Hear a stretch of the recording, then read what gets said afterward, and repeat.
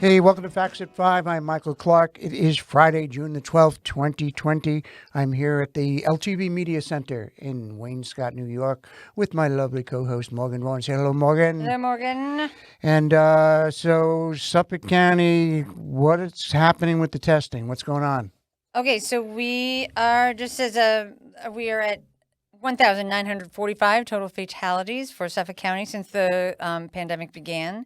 We had 4 new fatalities. Unfortunately, overnight, we had 48 new cases, and but we are definitely doing better than a lot of the people in the rest of the country. And we have hopefully, New York State has hopefully gotten over this big wave and hopefully won't have a second one. Yeah, Arizona's not looking real good. Arizona's not looking really good. Yeah, they're saying... And you know what's funny? Remember the guy that I talked to you about how he was like making fun of me for wearing the mask? Yes. Arizona. He was in Arizona. Well, they are, apparently Arizona has quickly become the most closely watched state in the country. The state's largest healthcare system has warned that its intensive care unit is filling up. And the state's top health officials asked hospitals to activate their emergency plans for increasing their bed capacity. So much for that. I really think that, the masks make a difference. Well, they ended their stay-at-home order in May 16th, and that's also a lot of retirees in Arizona. Yep, there is I would think definitely be interesting to see the ages with that. But South Carolina, which relaxed the stay-at-home order on May 4th, is the next one that people are really keeping an eye on. They saw a dramatic one-day spike in their hospitalizations for COVID, which has put it on the national radar.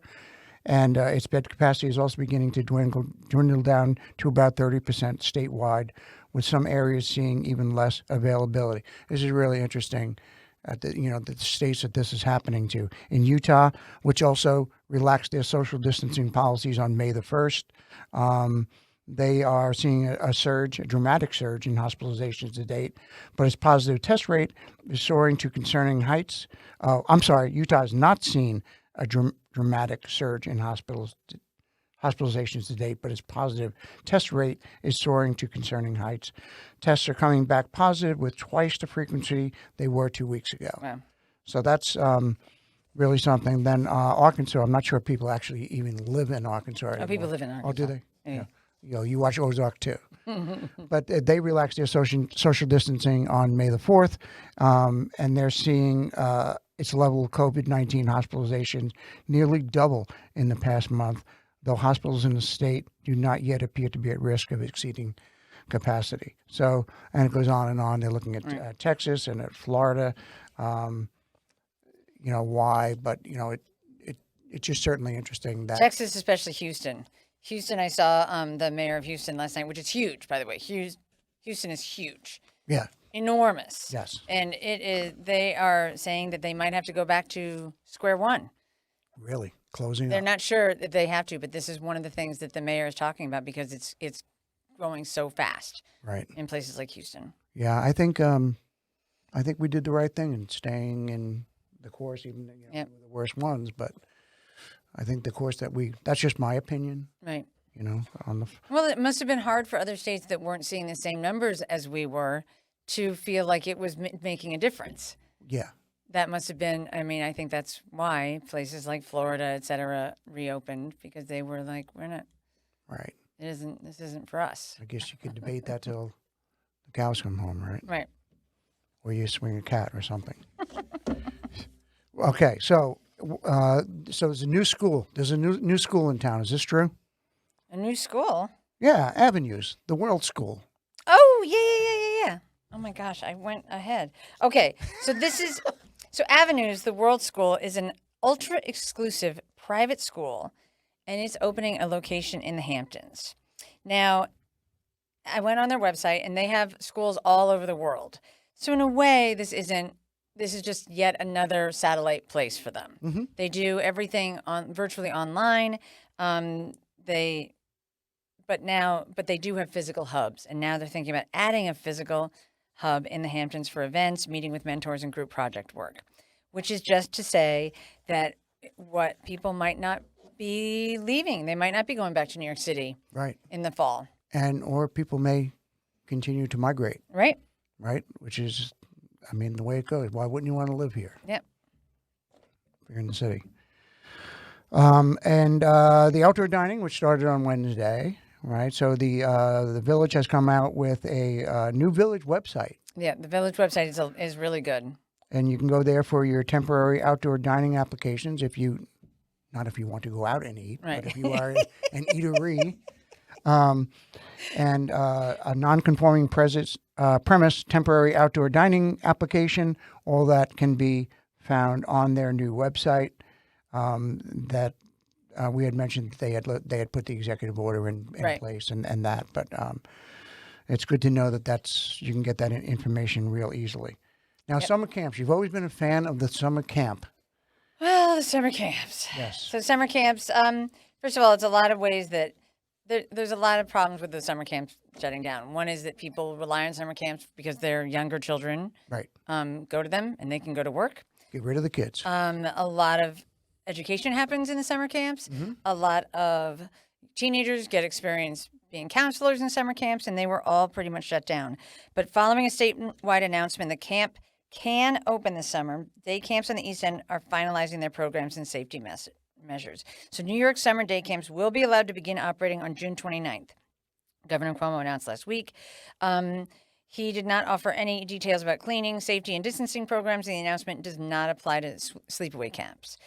But some people out here have already been preparing how to do this. So Camp at Sport Time has already been preparing. The camp directors got to work early, operating off of recommendations from the Centers for Disease Control, and as well as Connecticut's guidelines for summer camps. But how are we going to be able to do this has been the question. Are we going to be able to serve lunch? What are we going to do? How are we going to do social distancing? Ross School will host the summer camp and programs it has offered for over a decade, as well as online alternatives. And camps at Bay Street in Sag Harbor will similarly have in-person and remote options. It is.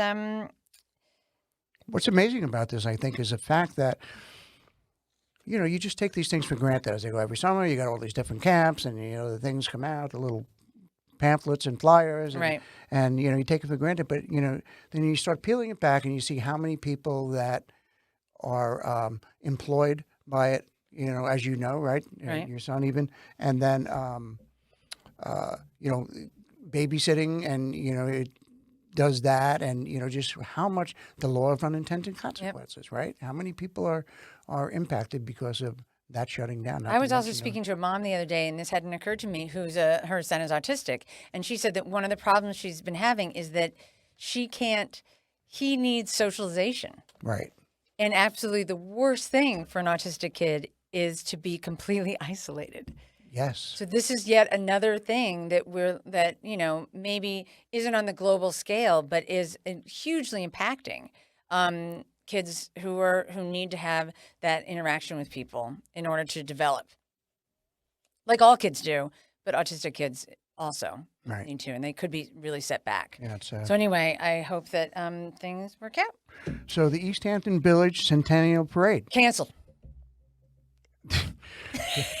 Let's just go over all the things that are canceled, right? All the things that are canceled. 4th of July fireworks. Canceled. St. Luke's Summer Fair. Canceled. Elvis Fair. LVIS. Yeah. Canceled. Not Elvis. I've never heard it called Elvis before. You never but heard anyway, that? Okay. Never heard that. That's canceled. Yep. Okay. Canceled. We knew that. So pretty much Hampton Classic. canceled. But we didn't know that the big celebration for the Centennial Parade, you already said, canceled. Canceled. But also the LVIS 125th celebration, which is called a Centennial. Okay. Guess what? Centennial. Okay. Canceled. Yeah, canceled. All Everything. right. Everything's I canceled. think they're going to combine forces next year for 2021. They're going to have a giant They're celebration. gonna have The town, Elvis, LVIS. Elvis town will be there. LVIS, and also next year is the East Hampton Historical Society's year. Right. So the people who had 2021 as their year might have now, to share with the 2020 people, but it'll all be fantastic. Well, And it won't. yeah. So I would, definitely canceled is like Facts at 5. Canceled. After today. After Did today. you see that segue? As You see the way needed. As needed. Yeah. as Canceled. Right. Postponed. But, hopefully, as we announced on yesterday's show, we're putting the show aside for a little while until the next major event where we may be needed. So Probably elections. Probably election day. You might see the show come back on a more regular basis. And until then, Dawn Watson is going to do a weekly recap, not called Facts at 5. It's called Right Now on the East End. On the East End. Very good. I was surprised you remember that. And so she'll be doing that. And most of you have been associated with Dawn. She's widely regarded, highly regarded, or widely regarded in the circles of the media. I can't talk. I don't know. It's the last day. Come on, canceled. Canceled. But yeah, so those of you who didn't watch the show yesterday, we're putting it aside, and we'll resurface it if necessary. Hopefully, it doesn't become necessary because of a catastrophe. It could be for other reasons or whatever. But we can always do it. And I do want to say that it's been a pleasure doing this. It really has. But also to remember, way back when, in our innocent youth, we started on March 16th. Okay. We have done this show for 3 months.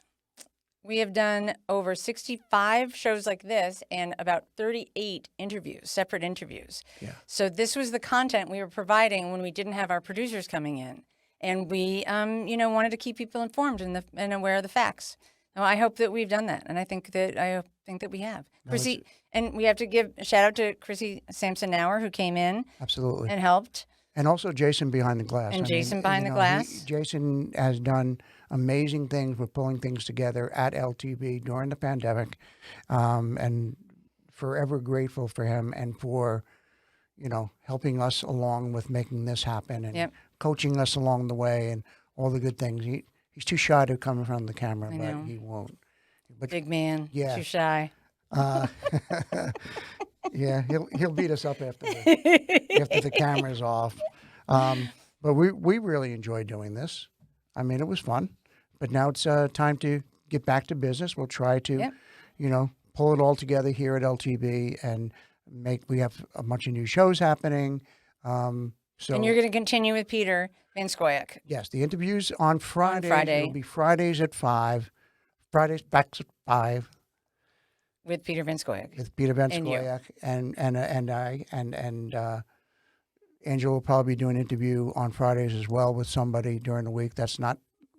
We're not guaranteeing that one, but that'll be our spot for additional interviews. So please tune in for those, folks, if you can. And our whole list. I mean, this is in a way. I also hope that at some point this can be an archive for COVID-19. Yes. For what happened, because we were on every day. We gave all the news that was local from the local journalists, and which we've gleaned from all the time. Yep. And we had really great interviewees. Yeah.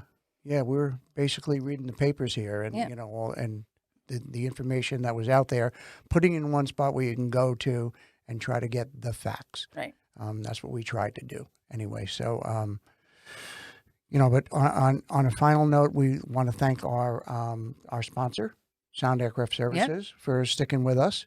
And, continue to go to social media, check us out. All the past shows are available on YouTube and on the website. And I guess that's pretty much it. So, well, we thank the town of East Hampton, the board, and the people of East Hampton for supporting LTV and our own LTV board. Yes, we would be nowhere without them. So thank you very much. So on a final note, say good night, Morgan.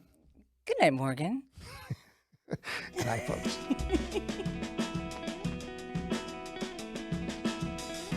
Okay, we're back, folks, with Peter Van Scoyoc, the town supervisor from the town of East Hampton. And welcome, Peter.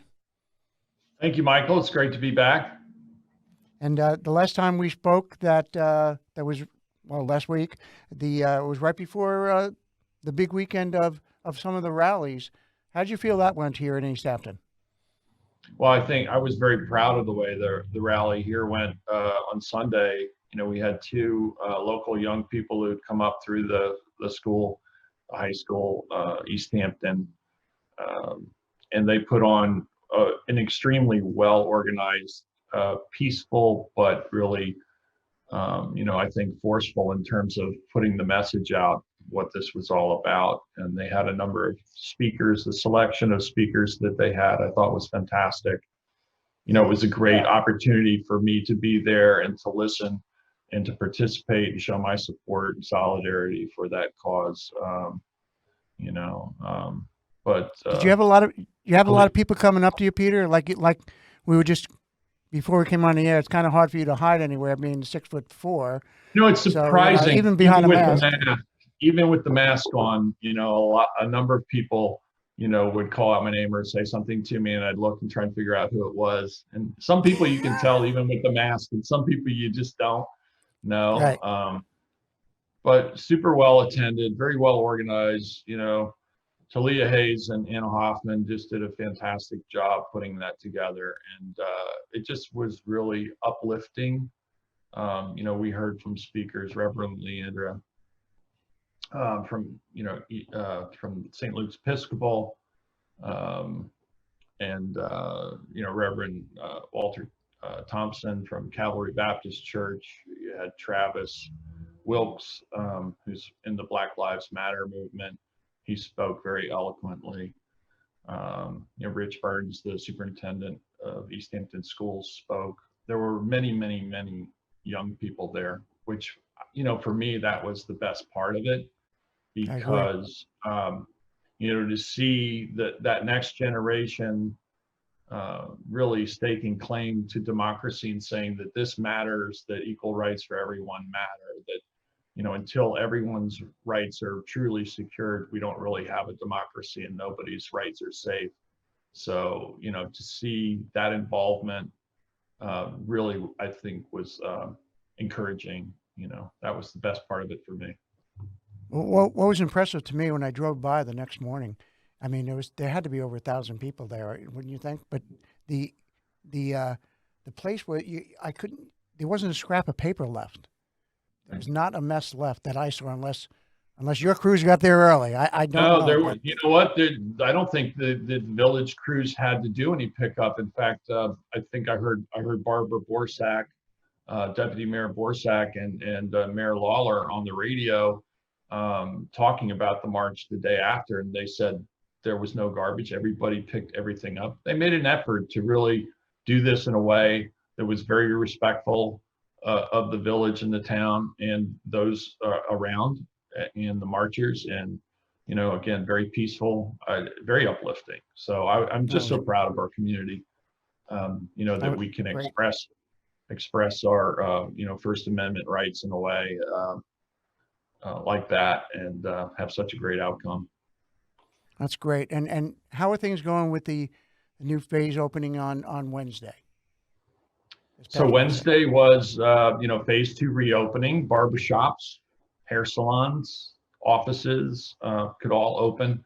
And the governor also bumped up the outdoor dining component as a separate announcement. So we've been talking about putting together a plan and, got that out the door, albeit we discussed the final draft on Tuesday at the work session.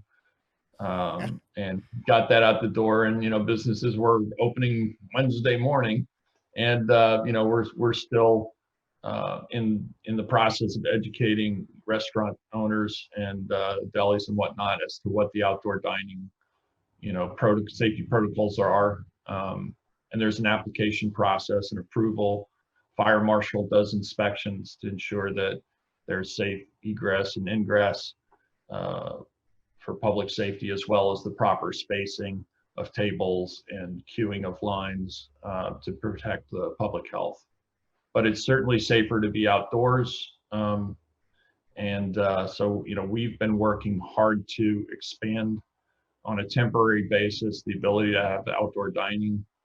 That required an executive order by myself to be filed on Wednesday to suspend temporarily our zoning restrictions, which only allow for 30% of the restaurant's occupancy to be placed outdoors. We're going to allow up to 100% of that interior approved zoning occupancy to be placed outdoors, provided that they can meet all the necessary spacing requirements on their property. To be able to expand into the public right-of-ways is a little bit more lengthy process. In Amagansett and in Montauk, the Main Street right-of-ways in many cases go right up to the fronts of the stores and restaurants. It encompasses the entire sidewalk area on either side of the state highway. So that process, I reached out immediately to my connection, New York State Regional Commissioner Rich Cawson at the Department of Transportation. I had a nice conversation with him, very positive one, about what the state's doing. And because the state receives federal highway dollars, there was a process that they had to complete with the federal government to allow for the use of those right-of-ways by the public and private entities, not-for-profits, without charging a fee or a lease. So they worked their way through that process. He said that, you know, by end of business Friday, he expected to have those regulations to me. I received them this morning. We're already applying to allow for our businesses to expand out into the public right-of-ways, but at this point, at least the state right-of-ways, we don't have a means to be able to give permission immediately. The town right-of-ways, we have more authority over those. There are some situations where existing parking lots are not in the roadway, but they're in the town right-of-way. Those areas could be used for outdoor dining, provided that they have safety barriers between the roadway. So all of this will require a review. We've turned around the first day. I think there were more than a dozen applications that were filed and approved day one. You know, it's kind of all hands on deck to review and process these as quickly as possible, so that we're certain that they're operating within the safety protocols for public health, and also to allow them to get to work and you know, start serving patrons, you know, as soon as possible. We know it's a very limited season, and restaurants have been hit hard, maybe harder than most other sectors of our economy right now. Sure. So we look forward to that continuing. I guess this weekend will be, you know, that'll be the real test for it. You know, with the weekend here and being a little bit busier, and we talk about on our show a lot something we call the law of unintended consequences, and that's when something's put into effect, and then there's a ripple effect of all these other things that happen because of that. And there's one, right? You know, we're talking about someone will say, "Oh yeah, let's just, you know, allow them to have outside dining," and then all these little things keep popping up. Like, well, wait a minute, that's a right of way. That's this and that, and it's great that you know, you and your team are so quick to act on that for all these things that are popping up. So that's awesome. Now, I also hear that that there's a new testing site opening up in Montauk, as you mentioned on this show that was going to happen. But how's that going? Well, I believe they are up and running. You know, that's in addition to the site that we have here on Panago Place, which has been operating for several weeks. The one in Montauk, originally the hospital had reached out to me about finding a location in Montauk specifically. We did work with them for a while, and ultimately they decided to work with the school district and put that pop-up site at the Montauk School in what they call the lower lot, but it's really the only somewhat lower than the front lot to the right of the school entrance. My understanding is that started the first day. They had over 40 people signed up. Both of these testing sites are by appointment only, but you can call in and make an appointment. The Montauk site is also being sponsored by the Montauk Chamber, in that the chamber is paying for chamber members' employees to be tested. You know, I think it's important that the widest possible testing of the public and of workers is really important to know who might have the disease, who might be asymptomatic and spreading the disease. So certainly helps protect the public health by having more testing sites. We had over, I think, 466 tests given as of Wednesday this week at the East Hampton site. And Wow. the way this is set up is Wednesdays and Fridays, they test at Pantago, and on Tuesdays and Thursdays, they're testing in Montauk. So there's 4 consecutive days a week that we have testing. Also, I'm working with County Executive Steve Ballone to get an antibody testing site here. At this point, it's probably only going to be for 1 week, one consecutive week, unless we can manage to figure out a way to expand that. But I'll be announcing that hopefully soon once we get the details of that worked out. Again, antibody testing would test to see if you've been exposed to the disease, if you've had the disease. I know a lot of people are wondering if that really bad cold or virus that they had in late February, early March, or even in April was COVID. And there is some thought that having had the disease offers some immunity to reinfection by it. So I think once that becomes proven to be certainly helpful to know if you've had it or not, and you might be at much lower risk. Yeah, that was actually my next question, was about the antibody. So thank you for answering that. And right now, currently, I think they are giving the antibody test over at the hospital, but you need a doctor referral in order to make that happen. I think that is available, right? And yes, there's the hospital will test for antibodies with a doctor's script or prescription. The same is true with the local lab in Amagansett. If you have a doctor's script, they'll do that testing in Amagansett as well. But we're looking to try and get some free testing of antibody testing here. So hopefully I'll be able to announce the particulars of that maybe as soon as by the next show next week. Wonderful. That would be great. Peter, let me just ask you, just on a gut level, like, what's your feel? What are you feeling for this summer? Just outside the box, like, what's your gut feeling about what's going to happen? I mean, this is never happened before, right? So, and it'll probably never happen again, we hope, in our lifetime, right? So, what do you see for the summer? Well, I'm optimistic, but I'm also cautiously optimistic. You know, we've seen other areas that opened up, and little concern was given to maintaining the ongoing safety protocols, and that those areas are, you know, having spikes right now. We see that in Houston and Texas, and places in Florida, Arizona, and whatnot. And that could certainly happen here. Our community's been very careful, I think, and you know, that's resulted in the lowest infection rate of any town within the New York metropolitan Long Island region, and even portions, you know, Westchester and further up the Hudson corridor there. And that, I think, is, you know, partially due to, you know, early steps we took, but to maintain that with the influx of people from the center of the pandemic who came to second homes or rented houses out here, it really, I think, shows that the general public paid a lot of attention and was careful. We can't let our guard down. People still need to be wearing masks when they're in public, practice social distancing, and, you know, good sound hygiene, wash your hands a lot, and disinfect surfaces. If we just follow those basic rules throughout the summer, we're going to have a really nice summer. It'll be a little bit of an inconvenience wearing the mask when it gets hot and whatnot, but if we can do that, I think we can get through this summer without a spike. You know, a lot of people are already here, but people are going to be out and about more and more. So again, you know, follow those guidelines. I think we'll be okay. I agree. And really, it's starting to become the norm now to wear the mask and to have the mask.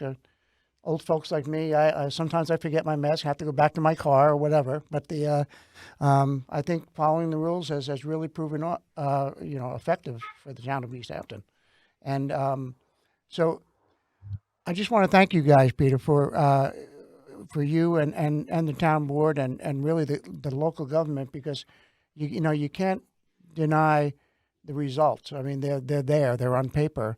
You know how good we've done out here, and that is, you guys took the lead, but it really is the local people who have followed the rules. There's always going to be exceptions, but I think everybody's done a real good job. So I'm looking forward to the summer myself.